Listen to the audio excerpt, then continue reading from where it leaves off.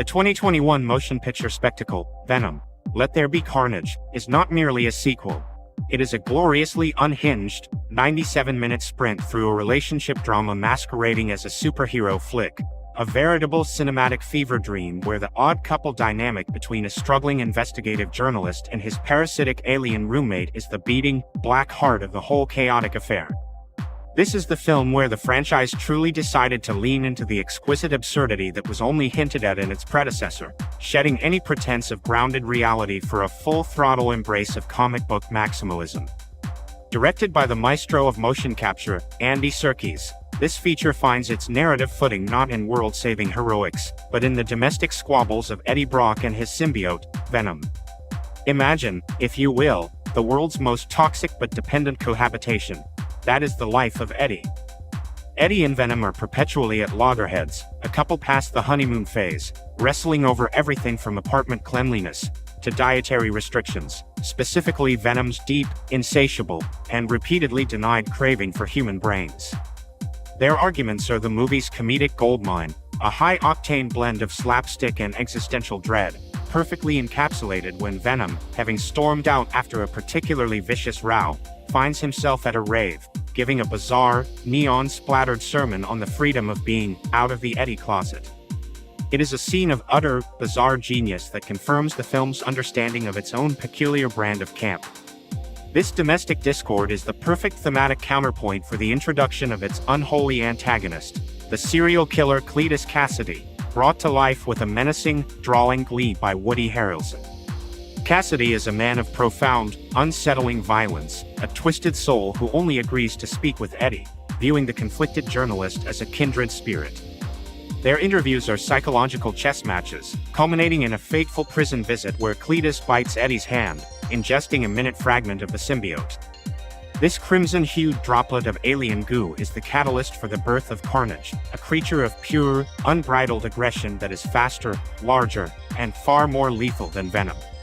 Carnage, the spawn of Venom, is the perfect mirror for Cassidy. Where Eddie struggles to control Venom's base instincts, Cletus fully embraces Carnage's desire for chaos, transforming the sociopath into a force of nature. Harrelson and the visual effects team create a terrifying, sinuous monster whose very movements reflect Cassidy's fractured, chaotic mind. Carnage's birth is a dizzying frenzy, tearing through the confines of the prison and initiating a relentless rampage designed to fulfill Cletus's lifelong obsession, reuniting with his equally damaged, long-lost love, Frances Barrison, also known as Shriek.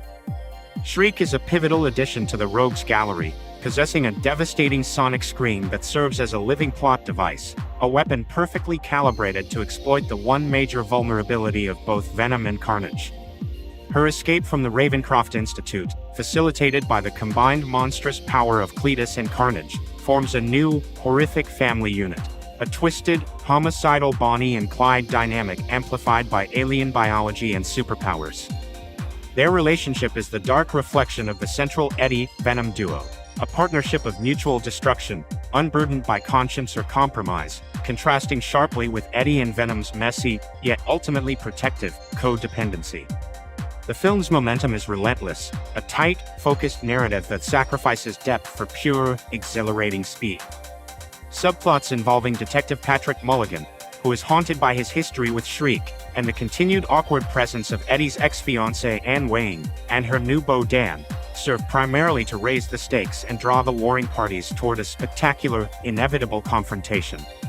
Anne, forever caught in the gravitational pull of Eddie's chaotic life, becomes the ultimate bait, leading to the climactic confrontation in an old cathedral, a masterstroke of visual design, given the location's natural sound amplification properties.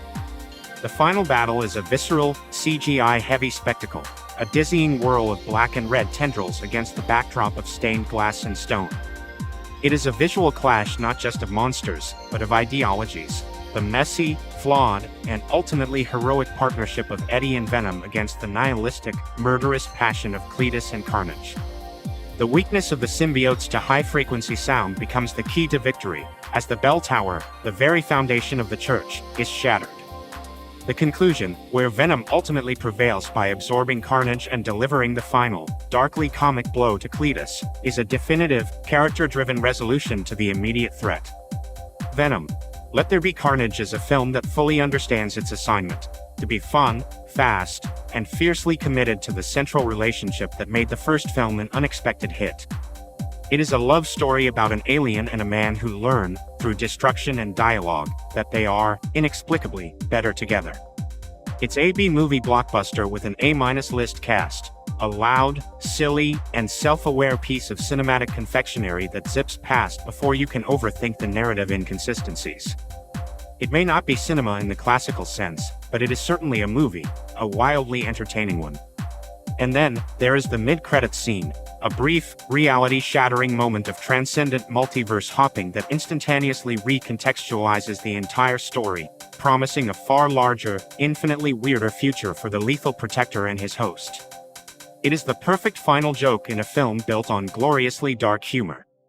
This is pure, concentrated Venom, and it demands to be taken on its own gleeful, brain-eating terms.